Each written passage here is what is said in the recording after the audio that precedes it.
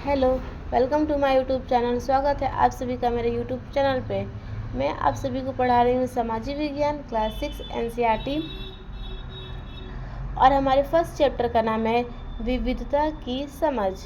हमने अपने first chapter part 1 में देखा कि कैसे हमारे संविधान में प्रस्तावना, उद्देशिका, समानता और धर्मनिरपेक्षता को शामिल करने का क्या कारण था।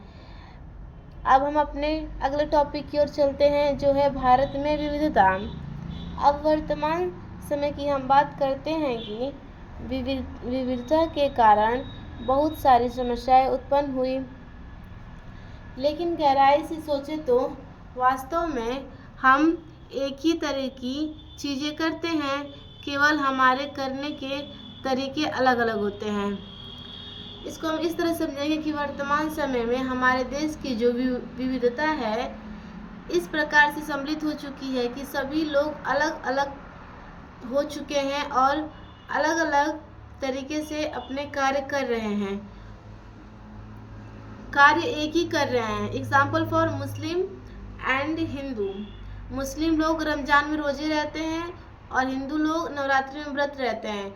दोनों कर एक ही चीज़ रहे हैं, दोनों अपनी अपनी अल्लाह अपने अपने भगवान की पूजा ही कर रहे हैं, लेकिन माध्यम अलग है, तरीके अलग हैं, करने के तरीके अलग हैं। आप लोग भी कभी अपने दोस्तों के साथ चाय पीने टी स्टॉल पे गए होंगे।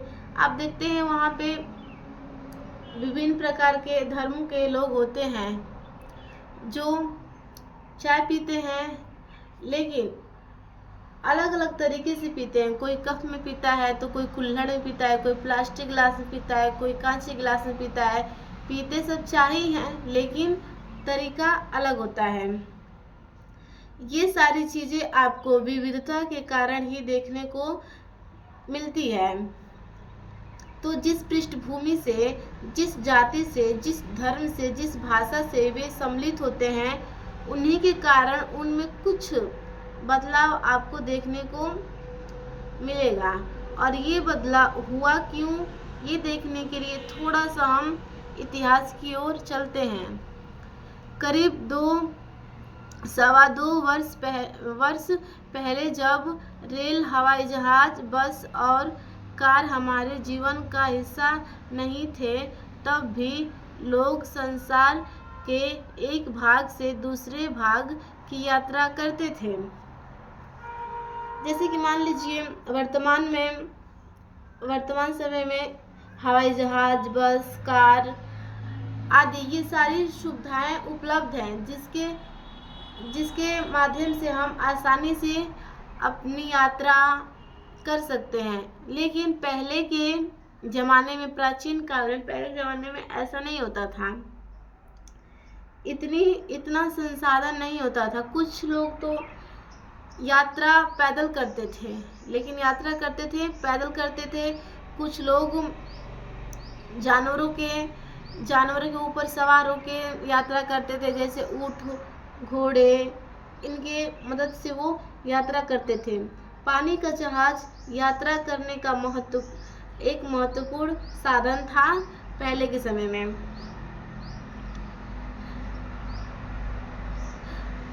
वो लोग अब प्रश्न ये उठता है कि वो लोग व्यापार क्यों करते थे, क्या कारण था उनको कि उन्हें एक स्थान से दूसरे स्थान जाना पड़ता था, जिसके लिए उनको संसाधन की आवश्यकता होती थी। व्यापार के लिए, खेती और बसने के लिए जमीन की तलाश में, सूखे और अकाल के कारण और काम की तलाश में वे लोग व्यापार ढूंढने जाते थे। खेती और बसने के लिए जमीन की तलाश में, सूखा और अकाल के कारण काम की तलाश में जाते थे वे लोग। आप लोगों ने सुना होगा कि भारत में सूखा और अकाल बहुत पड़ता है। प्राचीन समय से ही ये समस्या रही है। अन्य देशों में भी ये समस्याएं रही हैं और अभी तक हैं भी। कुछ जगह ये समस्याएं हैं।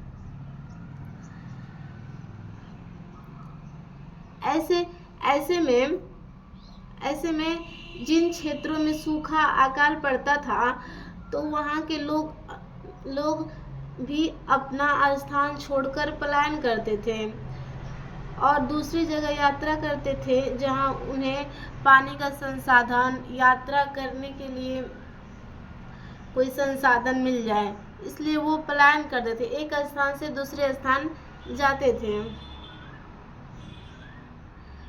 अब इस चीज को आप समझिए कि जब लोग एक स्थान से दूसरे स्थान जाते थे तो क्या प्रभाव पड़ता था, क्या होता था।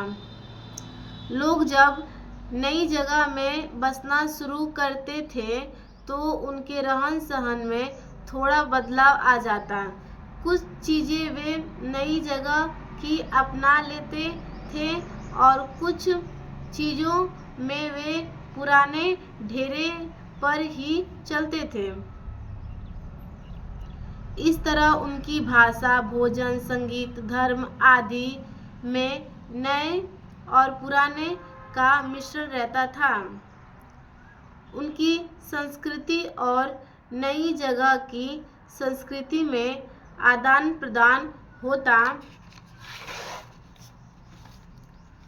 और धीरे धीरे एक मिश्रित यानी मिली जुली संस्कृति उभरती। जैसे आप लोग देखिए, भारत में आपको कोई भी धर्म ले लीजिए, कोई भी जाति ले लीजिए, कोई भी भाषा ले लीजिए, आप उन सभी के अंदर आपको विभिन्न भाषाओं का गुण देखने को आपको मिलेगा। यानी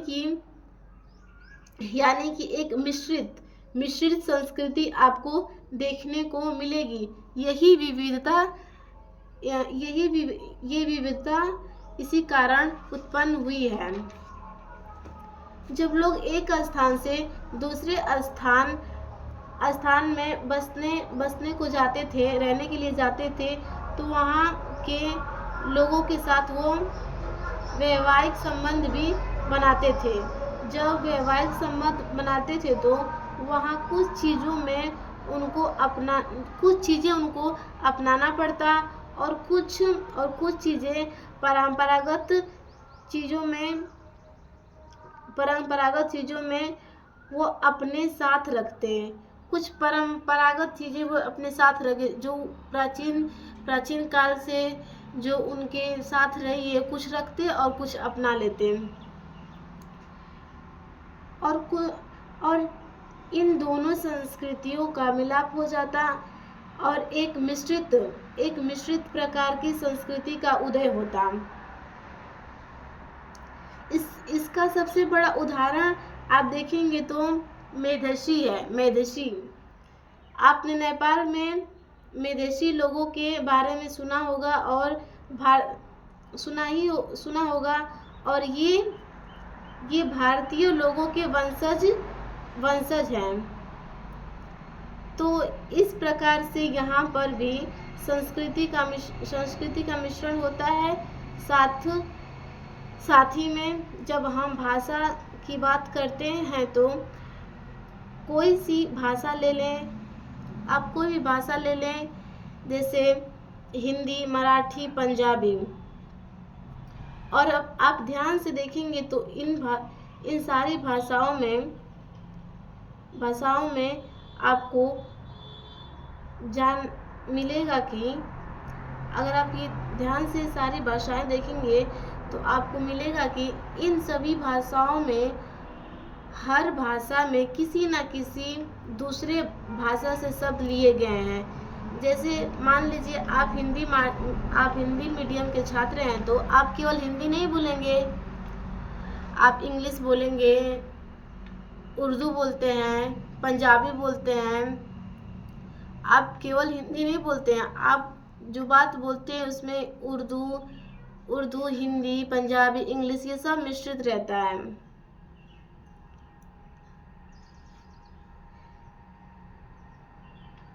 ये प्रदर्शित करता है कि भारत में विविधता के कारण जो मिश्रित संस्कृति की उपज हुई है उनका प्रभाव आप सभी में है। तो इस तरह के जाति प्रथा की बात होगी। तो उसके अलावा हम देखेंगे तो कुछ और भी कारण होते हैं जो भारत में अलग अलग प्रकार के लोग, अलग अलग प्रकार की प्रजातियां, अलग अलग भाषाई आधार पर पाई जाती हैं,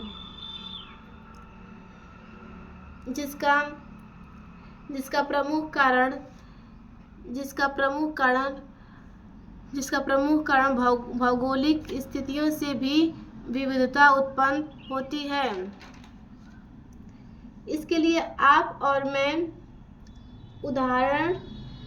लिए मैं आपको 2 उदाहरण दूंगी और उस उदाहरण से हम समझेंगे कि समुद्र में रहने वाले लोगों में किस प्रकार से विविधता उत्पन्न होती है और पहाड़ी इलाकों में रहने वाले लोगों में किस प्रकार विविधता उत्पन्न होती है, वहाँ का खान पान, रहन सहन कैसे बदलाव होता है, जिसके लिए हम 2 उदाहरण लेंगे और पढ़ेंगे।